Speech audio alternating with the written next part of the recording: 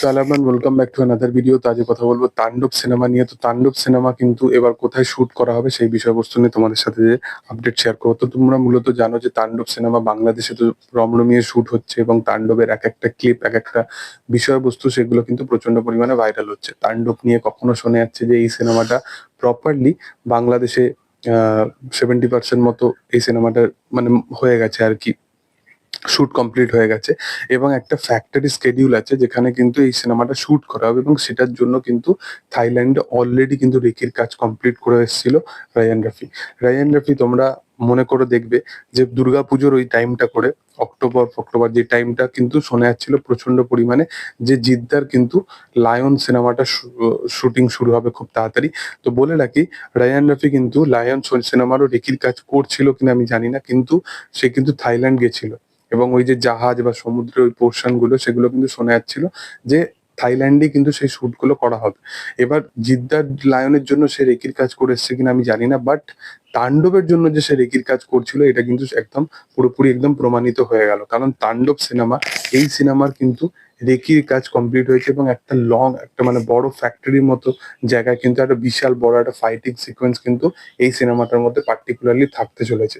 এবং এই সিনেমাটার ওই রকমই কাইন্ড অফ কিন্তু ভাবনা চিন্তা এবং শাকিব খানের যে চরিত্রটা, এই চরিত্র, কারণ তোমরা জানো যে শাকিব খান কিন্তু তার প্রত্যেকটা সিনেমায় কিন্তু তার চরিত্র নিয়ে এখন প্রচন্ড পরিমাণে ভাবনা চিন্তা করে। তো তার যে চরিত্রটা সেটা কি অ্যাকচুয়ালি হতে চলেছে, কিসের ওপর ভিত্তি করে সিনেমাটা অ্যাকচুয়ালি কোনো গ্যাংস্টার, বা সিনেমাটা কখনো তাকে মনে হচ্ছে যে অফিসের একজন কর্মচারী, তো কি হতে চলেছে এখন সেটা বলা বাহুল্যের বাইরে। তবে মেগাস্টার শাকিব খান সে কিন্তু তার চরিত্র নিয়ে খুবই মানে একদম বলতে পারো চুজি এখন সিনেমা করে। তো সেই কারণবশত আমার তো এক্সপেকটেশন প্রচন্ড হাই এবং সিনেমার এবার কিন্তু মোটামুটি এবার থাইল্যান্ডে কিন্তু শুটিং শুরু হবে, কারণ সিনেমার আর 30% শুটিং বাকি আছে এবং খুব তাড়াতাড়ি তারা 1 মাসের মধ্যেই হয়তো সিনেমার পুরোপুরি কমপ্লিটলি স্কেডিউল কিন্তু কমপ্লিট করবে। থাইল্যান্ডের পোর্শন হয়তো 15-16 দিনেই হয়তো কমপ্লিট হয়ে যেতে পারে, কারণ তারা যেরকম শিফটিং ওয়েতে সিনেমাটা কমপ্লিট করছে। এর পিছনে রিজনটা কি, কারণ সিনেমার একটা পার্টিকুলার তারা টাইম চাইছে যার মধ্যে তারা প্রি প্রোডাকশনের কাজ সমস্ত কিছু যেন কমপ্লিট করে ফেলতে পারে।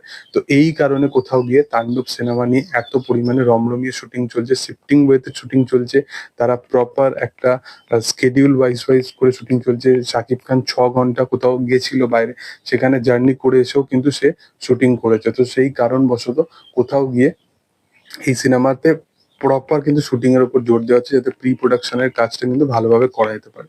তো যাই হোক, দেখার যে আপকামিং দিনে কি হয়। তবে তোমাদের কি বক্তব্য, তোমরা কতটা এক্সাইটেড সেটা তোমরা অবশ্যই কমেন্ট সেকশনে জানাতে পারো এবং ভিডিও যদি ভালো লেগে থাকে অবশ্যই লাইক সাবস্ক্রাইব করে দিও।